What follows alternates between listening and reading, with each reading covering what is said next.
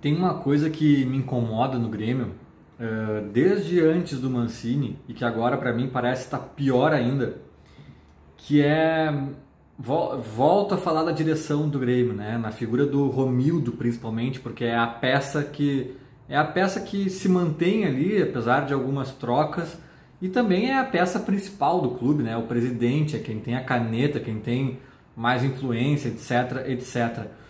E o que me incomoda muito, cara, é uma inércia, que eu não sei nem se a palavra é inércia, mas enfim, vou tentar explicar. Quando sai o Renato e entra o Thiago Nunes, eu até entendo, né, que os caras deem uma carta branca pro Thiago Nunes fazer o que bem entende. É um cara diferente do Renato, com outras ideias, outro estilo, outras formas de jogar. Ele entrou relativamente cedo, né, na temporada, então deixa o cara conhecer o elenco sozinho, deixa ele fazer as experiências dele. Ele chegou a jogar gauchão ainda, então tá tudo certo. Quando o Thiago Nunes cai e entra o Filipão, eu já acho que a direção poderia ter dado algumas letrinhas no ouvido do Filipão.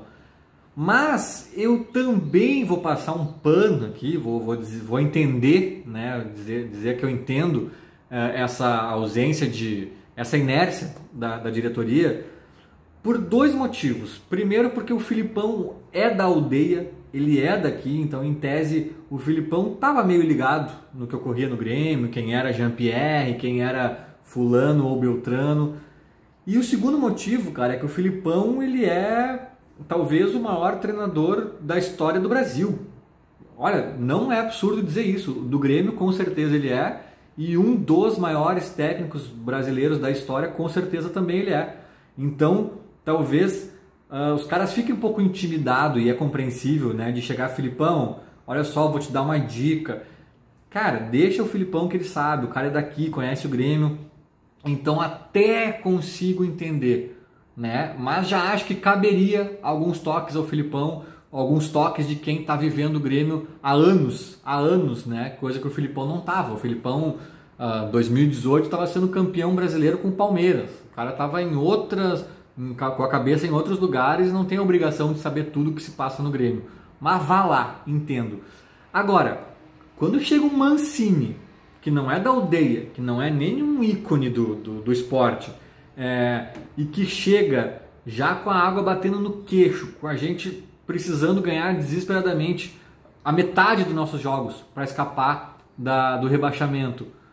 Cara, aí falta uma diretoria para encostar no Mancini e dar uns atalhos para ele.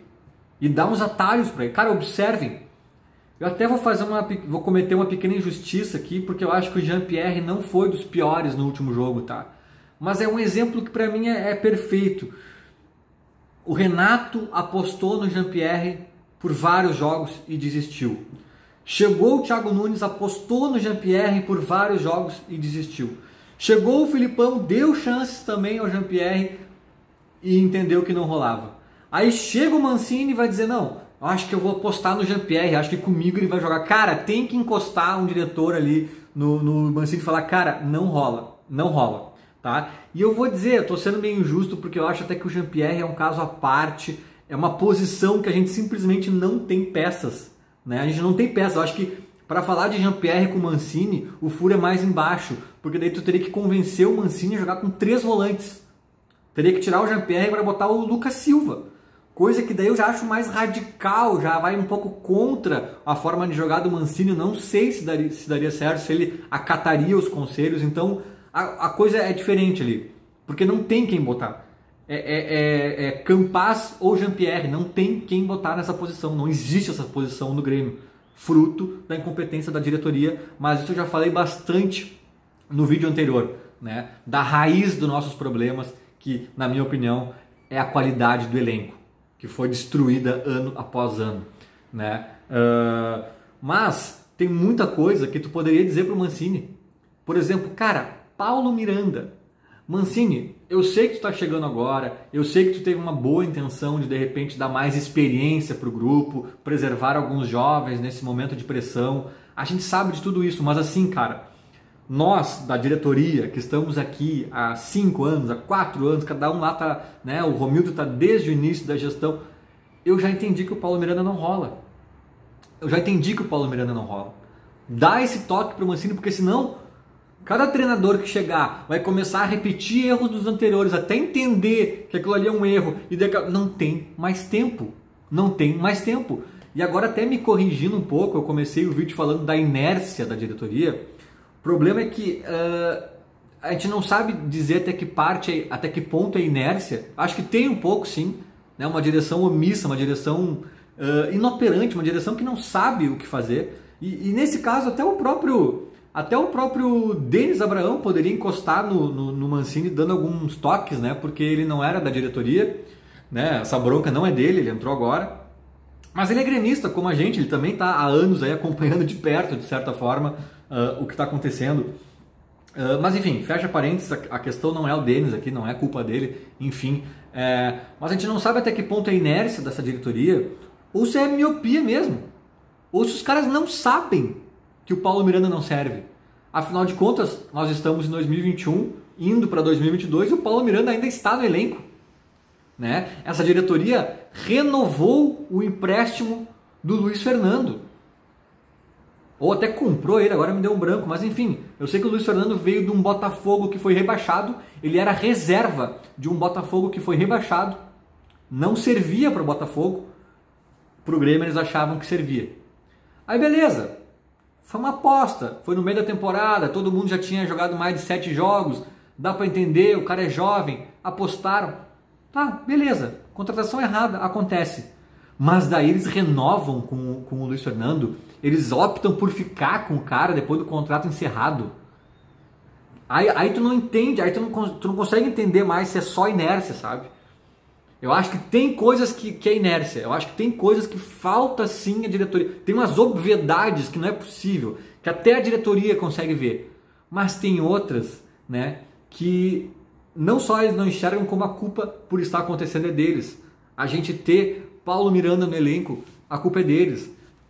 A gente ter o Diego Souza ainda como uma das principais alternativas ofensivas é culpa da diretoria. Diego Souza com 120 quilos, repito. Claro, que deixar o Diego Souza jogando quase 90 minutos e colocar ele para jogar no meio de campo, aí já é um erro do Mancini. Mas que até isso poderia ter sido dito. Olha, Mancini, o Filipão já tentou, não deu certo. O Diego Souza não joga de meia há 200 anos, ele está fora de ritmo, fora de peso, fora de tudo. Nem tenta isso aqui, vai dar errado. Sabe? Poderia ter alguém que o cara já viu de tudo ali. A gente já viu de tudo. O Mancini chegou ontem. Ele precisa ser alertado, cara. Sabe? Mas daí é isso, né? Até ontem, o Paulo Vitor e o Vanderlei eram nossas soluções. Tendo Breno e Chapecó em casa. E aí a gente vê que não é só inércia, né? A gente vê que a gente tem uma diretoria que achava que o Paulo Vitor... Aí o Paulo Vitor é promovido a titular numa final. E aí o Herman, né, o então diretor de futebol, diz que o Grêmio tem confiança no Paulo Vitor. O Paulo Vitor só saiu do Grêmio porque a torcida fez um escândalo. A torcida fez um estardalhaço nas redes sociais. Uma comoção para tirar esses caras do Grêmio. Aí eles, a pau e corda, né, se livraram do Vanderlei e do Paulo Vitor com muito esforço e a forceps, né, obrigados pela torcida. E aí surge Breno e Chapecó. Então olha o desconhecimento futebolístico desses caras. Véio. Por isso que eu não me iludo, até certo ponto nem adianta eles serem tão ativos ali no aconselhamento ao Mancini. Mas algumas coisinhas básicas, cara, porra, até eles têm que ver. Né? Tipo essa do Diego Souza, do Paulo Miranda. Cara, Mancini, a gente tá aqui já há 5 anos, a gente não rolou. Paulo Miranda não rolou. Diego Souza, cara, quando muito para centroavante por alguns minutos e olhe lá. Sabe? Tu tá chegando agora, Mancini, mas a gente tá aqui, tá vendo. Porra, não tem ninguém para fazer esse papel lá? É assustador. É assustador. Feito? Te inscreve no canal, curte, comenta, faz tudo aí que ajuda muito. Está curtindo aí os conteúdos e vamos adiante. Feito? Era mais ou menos isso. Falou, abraço.